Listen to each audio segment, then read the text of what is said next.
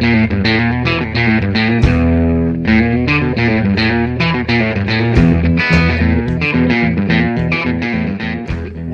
to another exciting episode of the OKR Q&A Podcast, also known as the OKR Corral, where OKR insight is the king. I'm your host, Tim Meinhardt, CEO and President of Atruity, an OKR consultancy headquartered in our nation's capital. In today's episode, we are delighted to have a chance to speak with Nancy Bohannan. She is a Vice President with Red Hat, managing the National SLED organization. Having an accomplished career not only with Microsoft and IBM, she has over 30 years of in-depth IT management, technical, and sales experience. Nancy's a proven winner and a difference maker, bringing her contagious enthusiasm to any organization and customer. She's a true leader and an innovator. You're going to truly enjoy our discussion. Please welcome Nancy Bohannan. So Nancy, welcome to the program. And for our audience, Nancy, tell everybody a little bit about yourself. Great. Sure will, Tim. So I'm Nancy Bohannan. I run SLED, that's the state and local government and education for Red Hat. Been in the industry a long time, had tenure at Hughes Aircraft and Microsoft as well as IBM. So I joined Red Hat about 5 months ago. So tell our audience a little bit about, Nancy, your first impressions about objectives and key results. So I have an engineering background, so they resonated well with me. And I'm all about accountability and cross-team collaboration. And this was just a super black and white way to meet both goals. How do you communicate with others to let them know what you're doing, as well as how do you hold yourself accountable and other teammates. The other thing that I thought was really important is kind of that bottoms up, tops down combination of here's what I think I should be doing, this is what I think we should be doing as a team, and us talking about those metrics and discussing what those metrics were so we could be one team going after one goal.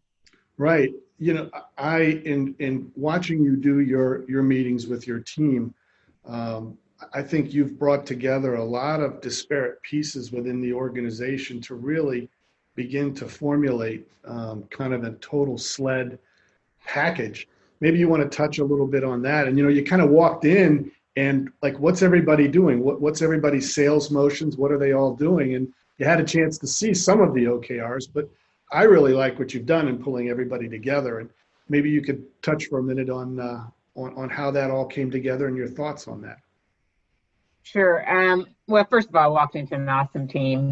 Half of life is about timing, and I feel like I walked in at the right time. And there was good collaboration, but we could take it into the next step up.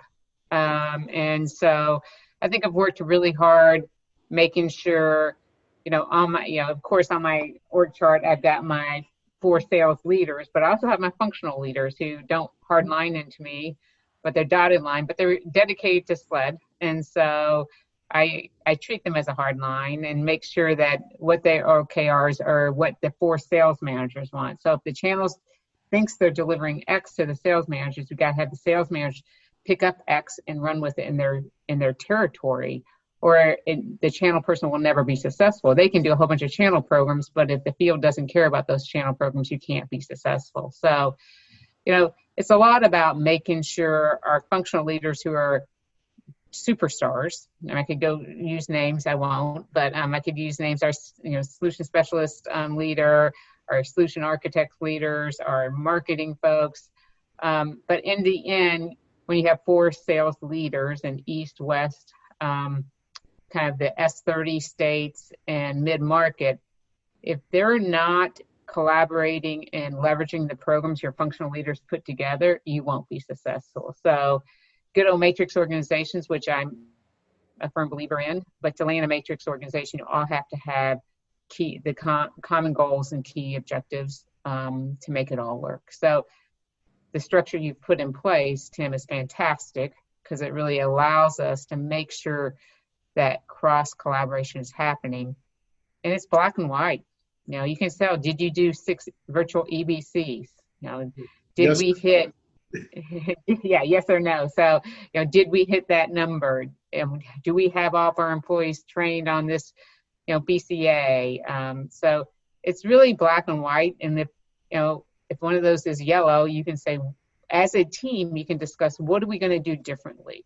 So the salesperson could say, I think I'm doing everything I can do, a sales leader, and functional leader, I need you to do more of this to get this to green. And it's one team working toward common goals. So that's why I like them so much. Terrific. What would you tell our audience that the biggest challenge that you had in getting started with objectives and key results? Well, the objectives made so much sense because, one's about the numbers, one's about your people, and one's about your customers. So, first of all, I'm glad I walked into that kind of structure and wasn't just trying to figure out what my objectives should be. So I walked into some pretty good structure. The key results, I think sitting doing the key results, and I did in those 3 categories. I did we worked on key results. I got to make sure if I, as a SLED leader, are putting key results as to do 6 virtual EBCs, that somebody in the field has got 2, somebody else has got 2, and somebody else has got 2, or I'm not going to be successful. Mm-hmm. So I think one of the challenges is, as the overall leader, is making sure what you're doing is filtering down, or what your folks in the West may have a little different results, which you want them to have, because maybe not everything goes up to your level because the maturity of that org may need something special. So it's allowing people to have the freedom to have their own, but having a holistic approach that, matches out. Yeah, terrific. All right, so we'll reverse that. What do you think's been maybe the biggest success story or the thing that you've found to be most enjoyable with the OKRs to date? And I'd like to tell the audience, you've only been doing this now. This is like we're rolling into your second quarter. So when I said things are fresh on your mind, we're just really getting started, and we're getting better. It seems that not only every quarter, but we get better every meeting with things.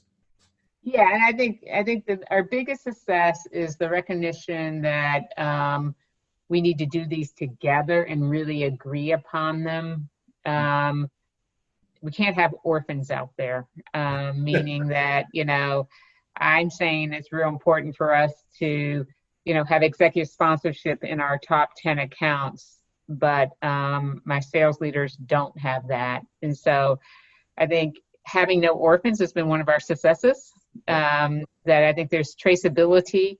And I've had to change some of mine. I've had to change some of mine because the team didn't buy into them. Like, hey, I don't think we should do that. Or, Nancy, you've got 8 key results. It's too much. We need to prioritize. So the key success is those conversations. Yeah. The fact that we have those conversations, get aligned, I compromise, they compromise, and that we're creating a SLED leadership team that we're better together. Yeah, it's fantastic. How about advice? So some organization might want to consider OKRs or are looking into it. Any advice that you might give them as they begin to consider this or get started in the program? Well, I think advice is, the top leadership has to believe in them. They really do. So, as my boss, Paul Smith, believes in them, and he asked us, I think if we're missing on something, we can track it and say, do we need to create an OKR on that? So, I think if you use this as your North Star and adopt this system and believe in it and keep yourself accountable, I think it really, really helps meeting goals and having cross collaboration and having everybody on the same page. In the IT world, you got tons of smart people. And, you got to let them go do their smart things, which we all want. But we all want to be on the same page.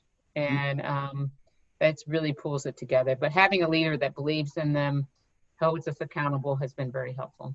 Fantastic. So was there a burning question that you had about OKRs when you first heard about it? And if so, what was the answer that you found? I guess the burning question is this just an exercise we do for the fun of it? I mean, is this something that is really going to be, is it mandated and we just do it as an exercise, or is this something that really helps us enable the business? And, I definitely think here at Red Hat, we're using OKRs to enable the business. And, I think it's a great structure and great process. Fantastic. So I always leave with one other question. And sure. The last question is, so if there was anything else that you wanted to tell our audience about OKRs, any insight, any guidance, is there anything else that you might want to mention? Yeah, I think doing them together and getting buy-in. I know, I went off and created mine and kind of handed them down the first couple of times, and we all said it's time to do OKRs, and my group had already been doing that. I was a new person, and I just started looking, what is an OKR, and trying to figure it out versus, bringing my core leadership together and saying, what do we think is important to hit these objectives? So I really do believe, doing that cross collaboration in the beginning and deciding, for us, the objectives are the same. That's great. But the key results, et cetera, I think is really, really important to do them together the first time around. No doubt about it. Fantastic. Well, Nancy, I want to thank you so much for taking time out of your day to be on the OKR Q&A podcast. So thanks again. And I look forward to talking with you, I guess, tomorrow. And I hope you have a lovely day. Great. Thanks, Tim. I really appreciate it. Have a good day. You too. Bye-bye now. Bye.